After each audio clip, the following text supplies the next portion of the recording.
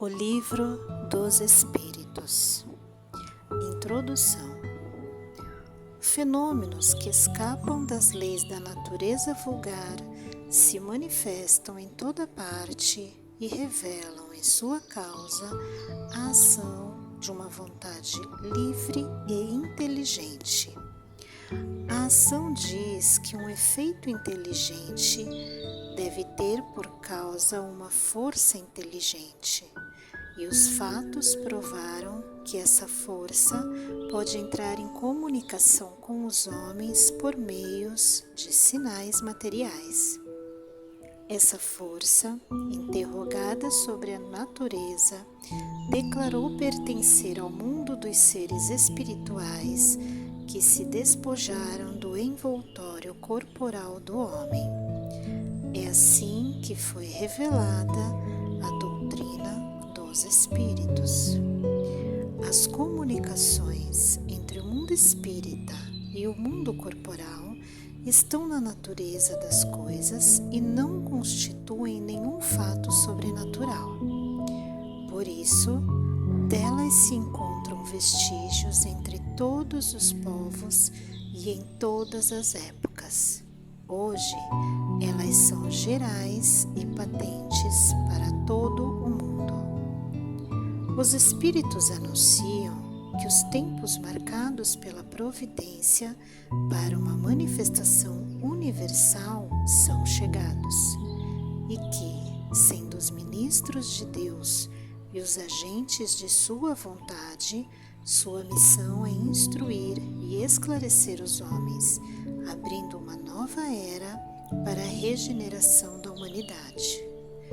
Este livro é a compilação dos seus ensinamentos. Foi escrito por ordem e sob o ditado dos espíritos superiores para estabelecer os fundamentos de uma filosofia racional, livre dos preconceitos do espírito do sistema. Nada contém que não seja a expressão do seu pensamento e que não tenha se submetido ao seu controle. Somente a ordem e a distribuição metódica das matérias, assim como as notas e a forma de algumas partes da redação, são obras daquele que recebeu a missão de o publicar. Entre os espíritos que concorreram para a realização desta obra, vários viveram em diversas épocas sobre a terra, onde pregaram e praticaram a virtude e a sabedoria.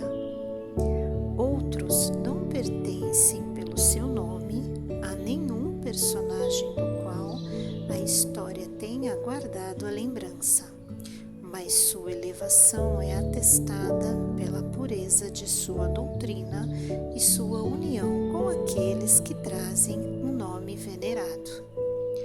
Eis os termos pelos quais deram por escrito e por intermédio de vários médiuns a missão de escrever este livro. Ocupa-te com zelo e perseverança do trabalho que empreendeste com o nosso concurso, porque esse trabalho é nosso. Nele pusemos as bases do novo edifício que se eleva e deve um dia reunir todos os homens num mesmo sentimento de amor e de caridade. Mas antes de o propagar, nós o reveremos em conjunto, a fim de controlar todos os detalhes. Estaremos contigo todas as vezes que o pedires e para te ajudar em teus outros trabalhos, porque esta não é senão uma parte da missão que te está confiada e que te já foi revelada por um dos nossos. Entre os ensinamentos que te são dados, há os que deves guardar só para ti, até nova ordem. Nós te indicaremos quando o momento de os publicar tenha chegado. Até lá, medite-os, a fim de estar preparado quando o dissermos.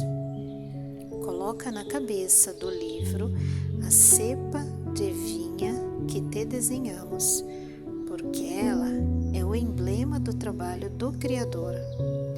Todos os princípios materiais que podem melhor representar o corpo e o espírito nelas se encontram reunidos. O corpo é a cepa, o espírito é o licor. A alma ou o espírito unido à matéria é o grão. O homem, quintessência, o espírito pelo trabalho, e tu sabes que não é senão pelo trabalho do corpo que o espírito adquire conhecimentos. Não te deixes desencorajar pela crítica. Encontrarás contraditores obstinados, sobretudo entre as pessoas interessadas nos abusos. Encontra-los mesmo entre os espíritos, porque os que não estão completamente desmaterializados procuram frequentemente semear a dúvida por malícia ou por ignorância. Mas prossegue sempre. Crê em Deus e caminha com confiança. Aqui estaremos para te sustentar. E está próximo o tempo em que a verdade brilhará por toda parte. A vaidade de certos homens que creem tudo saber e querem tudo explicar à sua maneira fará nascer opiniões dissidentes. Mas todos aqueles que tiverem em vista o grande princípio de Jesus se confundirão no mesmo sentimento de amor ao bem e se unirão por um laço fraternal que abrangerá o mundo inteiro. Eles deixarão de lado as miseráveis disputas de palavras para não se ocupar senão das coisas essenciais, e a doutrina será sempre a mesma, quanto ao fundo, para todos aqueles que receberão as comunicações dos espíritos superiores. É com a perseverança que chegarás a recolher o fruto do teu trabalho.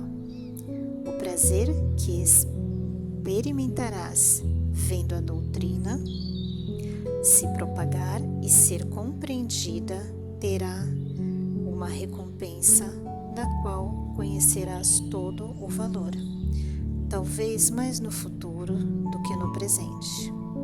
Não te inquietes, pois com as sarças e as pedras que os incrédulos ou os maus semearão sobre teu caminho. Conserva a confiança. Com a confiança, tu chegarás ao fim e merecerás ser sempre ajudado. Lembra-te de que os bons espíritos não assistem senão aqueles que servem a Deus com humildade e desinteresse, e repudiam a qualquer que procure, no caminho do céu, um degrau para as coisas da terra. Eles se distanciam do orgulhoso e do ambicioso. O orgulho e a ambição serão sempre uma barreira entre o homem e Deus. É um véu atirado sobre as claridades celestes e Deus não pode se servir do cego para fazer compreender a luz. São João Evangelista, Santo Agostinho, São Vicente de Paulo, São Luís, o Espírito da Verdade, Sócrates, Platão, Fénelon, Franklin, Swedenborg, etc.